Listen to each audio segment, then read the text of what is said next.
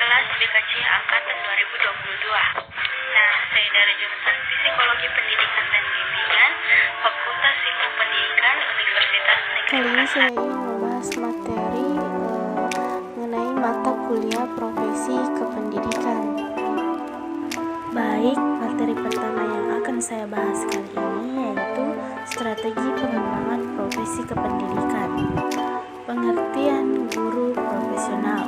Menurut Deddy Supriyadi 1999, guru sebagai suatu profesi di Indonesia baru dalam taraf sedang tumbuh atau emergency profession yang tingkat kematangannya belum sampai pada yang telah dicapai oleh profesi-profesi lainnya, sehingga guru dikatakan sebagai profesi setengah-setengah atau semi profesional.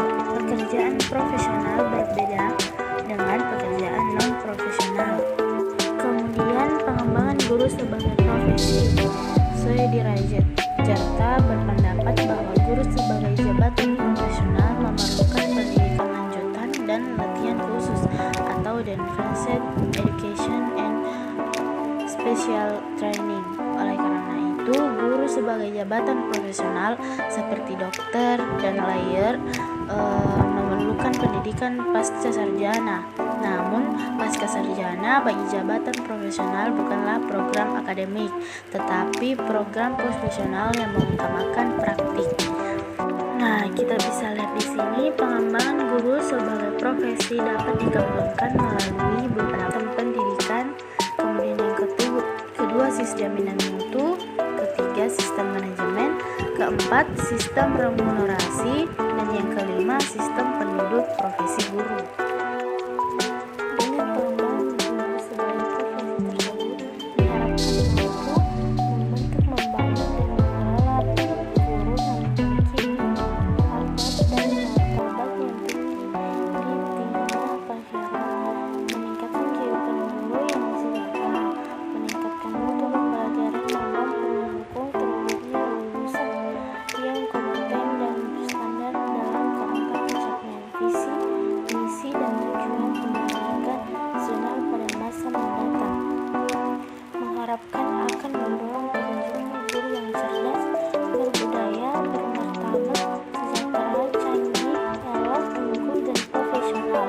Mengharapkan guru masa depan semakin konsisten dalam mengedepankan nilai-nilai budaya mutu, keterbukaan, demokratis, dan pendidikan. Selanjutnya adalah tujuan dan fungsi pengembangan guru profesional.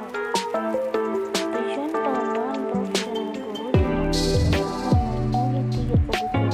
Yang pertama, kebutuhan untuk menemukan cara-cara membantu staf pendidikan dalam rangka mengembangkan pribadinya secara luas.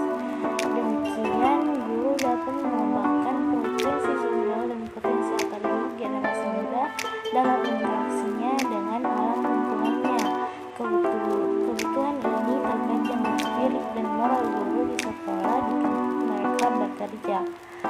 Kemudian kebutuhan sosial untuk meningkatkan kemampuan sistem pendidikan yang efisien dan manusiawi serta melakukan adaptasi untuk penyusunan kebutuhan sosial. Kebutuhan ini terkait dengan langsung kepedulian masyarakat. Kan guru di tempat mereka berdomisi. Terakhir, kebutuhan untuk mengembangkan dan mendorong keinginan guru untuk mengerti dan mendorong kehidupan pribadinya, seperti halnya dia membantu siswanya dalam mengembangkan keinginan dan keyakinan untuk memenuhi tuntutan pribadi yang sesuai dengan potensi dasarnya. Kemudian yang terakhir ini fungsi pengembangan profesional guru sebagai acuan sistem untuk melaksanakan kegiatan pelatihan dalam jabatan yang cocok bagi guru. Yang kedua, sebagai bekal bagi sekolah untuk meningkatkan kualitas program pelatihannya. Yang terakhir, menciptakan suasana kondisi yang memungkinkan guru untuk sebisa mungkin mengembangkan potensinya secara optimal. Baik, materi yang kedua yaitu rasional tantangan profesionalitas. Nah, pasti ada yang bertanya, apa sih profesionalitas dari kata profesi yang artinya suatu bidang pekerjaan yang ingin atau akan ditekuni oleh seseorang. Secara etimologis, istilah profesi berasal dari bahasa Inggris, yaitu profession atau bahasa Latin, yang artinya mengakui. Adanya pengakuan menyatakan bahwa atau ahli dalam melakukan suatu pekerjaan. Sedangkan secara terminologi, profesi berarti suatu pekerjaan yang mempersyaratkan pendidikan tinggi yang ditekankan pada pekerjaan mental, yaitu adanya persyaratan pengetahuan sebagai instrumen untuk melakukan praktis, bukan pekerjaan manual. Dan selanjutnya yakni tantangan profesionalisme guru dalam belajar. Yang pertama ada tantangan pendidikan di era perubahan, dan yang kedua ada tantangan eksternal dalam dunia pendidikan. Baik, materi yang ketiga yakni profesi pendidikan. Pengertian profesi pendidikan. Profesi pendidikan adalah suatu kegiatan atau pekerjaan sesuai keahliannya yang diberikan atau diajarkan kepada peserta didik agar bisa berperan aktif dalam hidupnya sekarang dan masa yang akan datang. Nah, ada jenis-jenis profesi pendidikan. Jenis profesi dalam bidang pendidikan dibagi menjadi dua, yaitu tenaga pendidikan dan tenaga kependidikan. Menurut Undang-Undang Sistem Pendidikan Nasional Nomor 20 Tahun 2003, yang pertama itu ada tenaga pendidikan dan yang kedua ada pendidikan. Selanjutnya, tugas dan tanggung jawab profesi pendidikan. Yang pertama ada kepala satuan pendidikan, dan yang kedua kepala sekolah pendidikan, yang ketiga rektor, keempat wakil atau kepala urusan, kelima tata usaha, keenam laboratorium, 7 perpustakaan, 8 pelatihan ekstrakurikuler, dan yang terakhir ini ada petugas keamanan atau penjaga sekolah, petugas kebersihan dan lain sebagainya.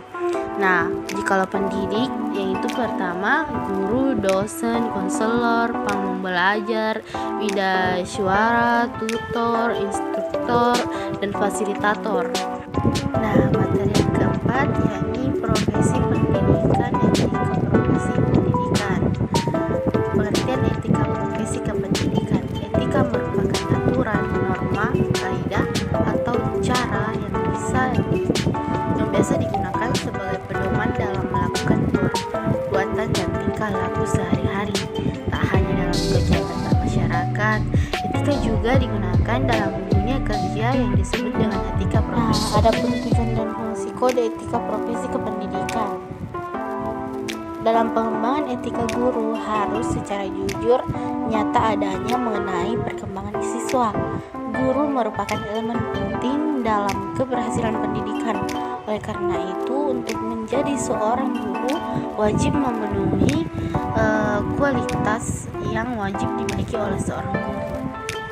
Dan yang terakhir ini ada sarana sikap profesional kependidikan. Yang pertama, sikap terhadap peraturan perundang-undangan. Yang kedua, sikap terhadap organisasi profesional. Yang ketiga, sikap terhadap teman sejawat. Dan yang terakhir ini ada sikap terhadap anak didik. Selanjutnya materi yang kelima ini pemanfaatan teknologi pendidikan sesuai bidangnya. Apa itu teknologi? Dalam Kamus Besar Bahasa Indonesia, teknologi merupakan suatu sarana untuk bertahan hidup dan kenyamanan manusia. Teknologi dalam pendidikan. Teknologi pendidikan adalah metode bersistem untuk merencanakan, menggunakan, dan menilai seluruh kegiatan pengajaran dan pembelajaran dengan memperhatikan baik sumber teknis maupun manusia dan interaksi antar keduanya, sehingga mendapatkan bentuk pendidikan yang lebih efektif. Dalam Kamus Besar Bahasa Indonesia, pemanfaatan teknologi informasi untuk meningkatkan kualitas dan efektivitas pendidik.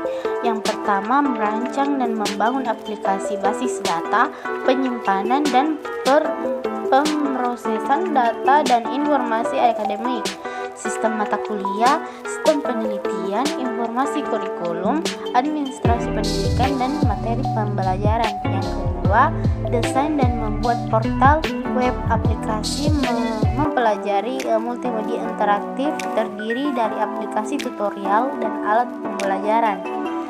Yang ketiga, optimasi e-TV sebagai bahan pengayaan untuk mendukung peningkatan kualitas pendidikan.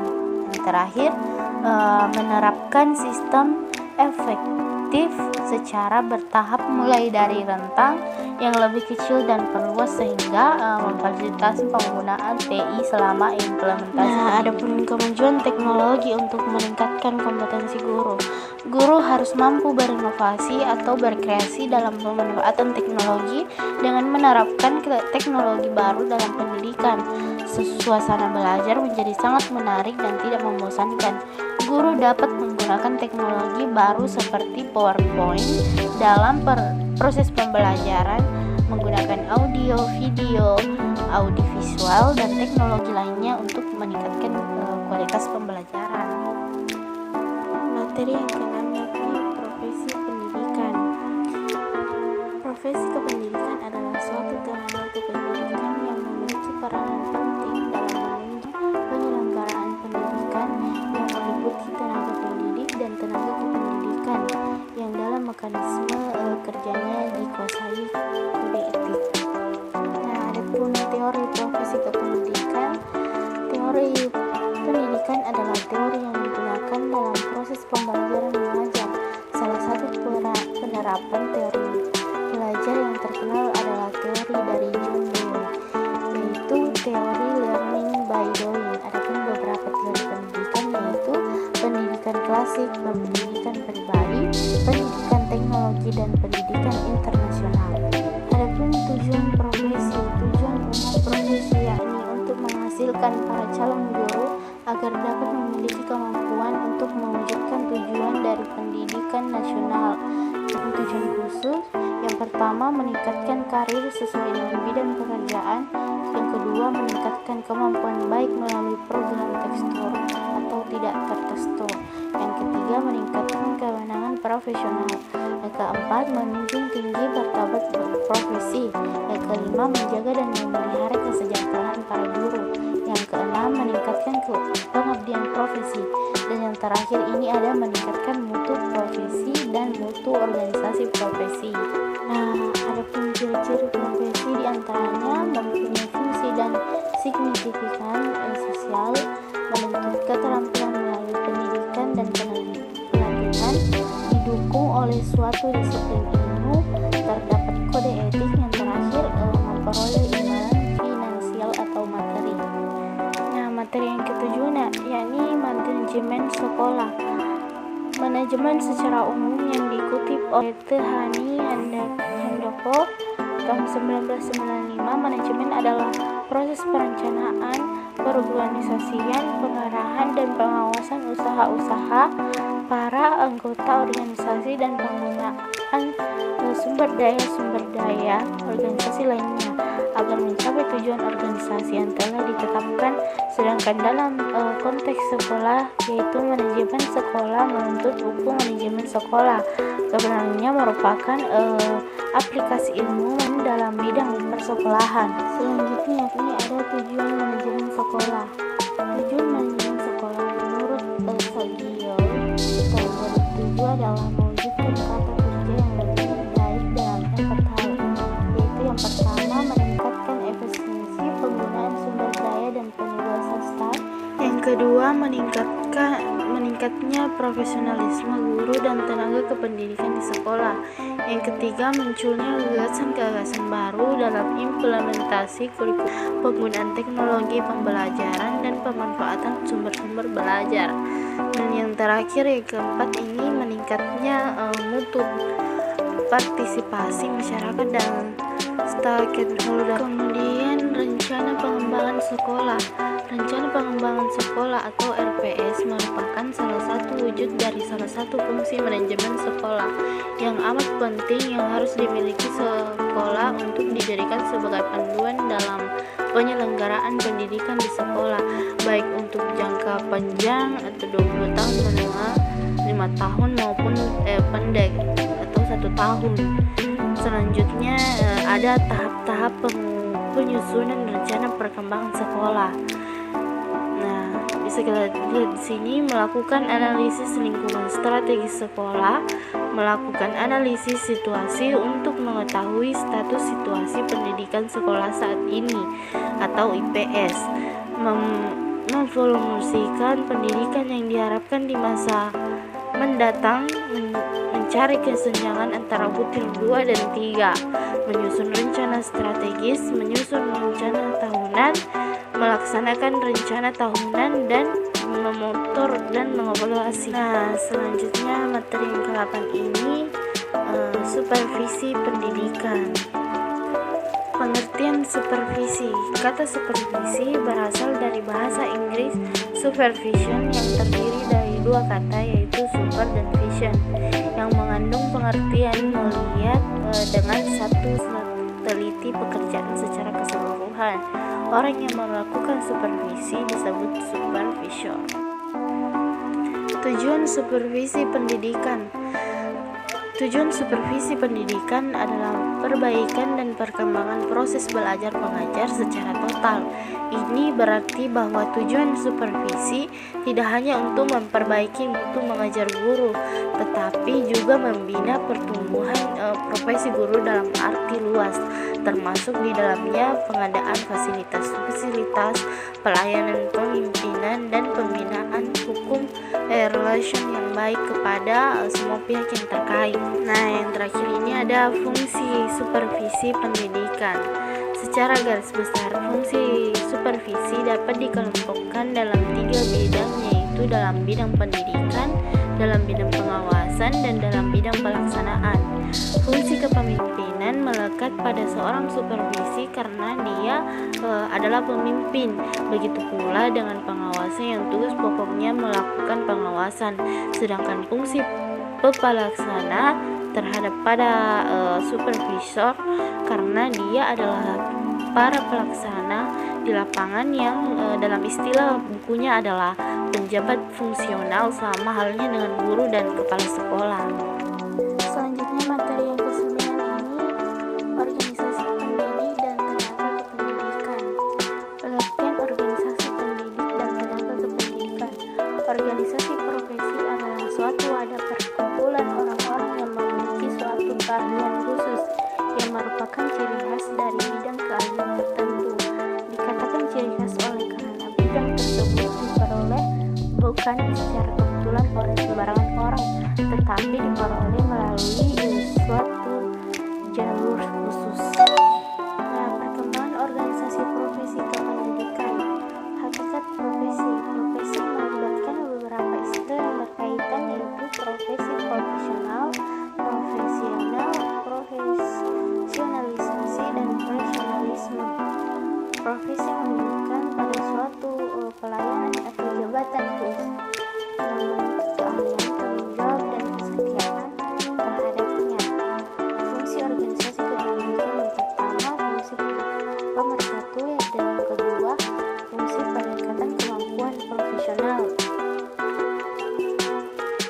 Nah, adapun peranan organisasi profesi kependidikan.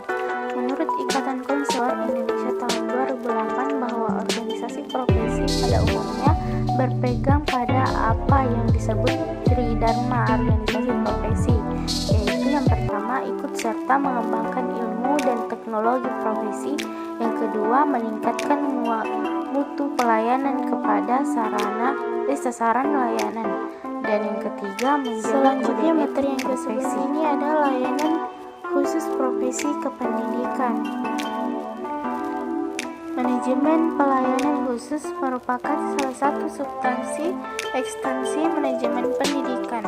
Manajemen pendidikan yaitu bidang pembinaan dunia pendidikan yang harus dikelola karena memberikan kontribusi yang signifikan terhadap keberhasilan proses materi inti sekolah menyelenggarakan layanan khusus yang dapat memenuhi semua kebutuhan siswa. Untuk memenuhi misi pendidikan layanan yang begitu istimewa, selain itu juga diharapkan dapat mengembangkan bakat, minat, dan keterampilan siswa.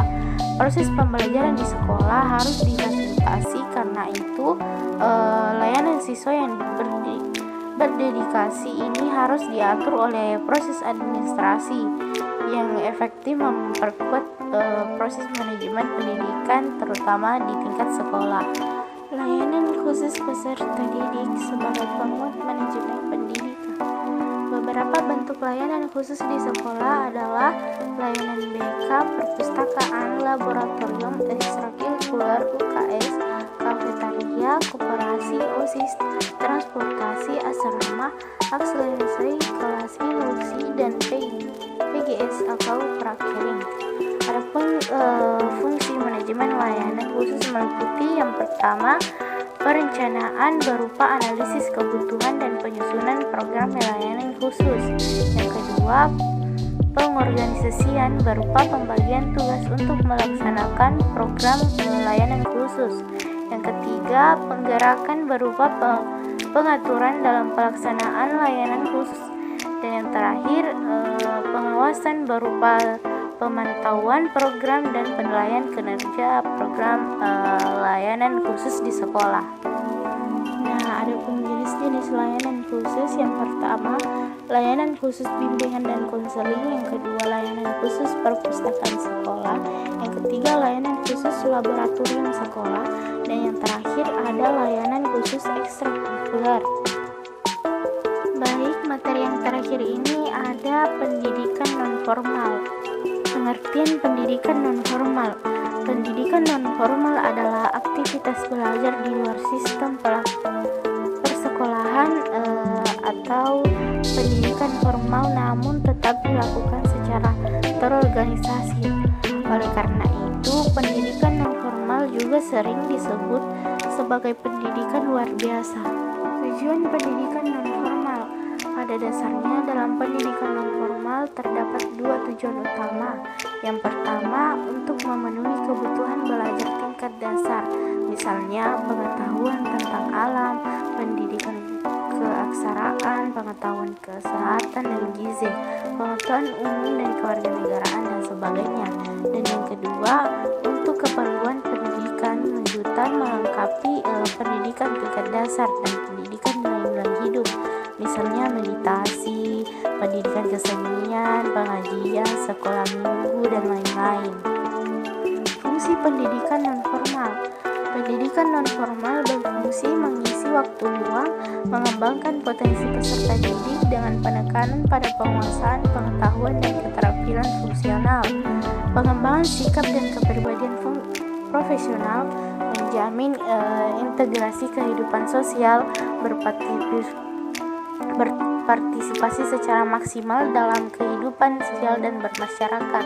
Nah, yang terakhir ini ada ciri-ciri pendidikan non-formal. Yang pertama, tujuan. Kedua, waktu. Ketiga, persyaratan peserta didik. Keempat, isu atau program kurikulum.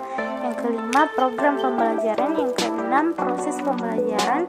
Yang ketujuh, hasil pembelajaran. Yang terakhir ini pengawasan. Itulah tadi penjelasan materi dari saya dan materi 1 sampai 12. Sekian dari saya. Wabillahi taufiq wal hidayah. Wassalamualaikum warahmatullahi wabarakatuh.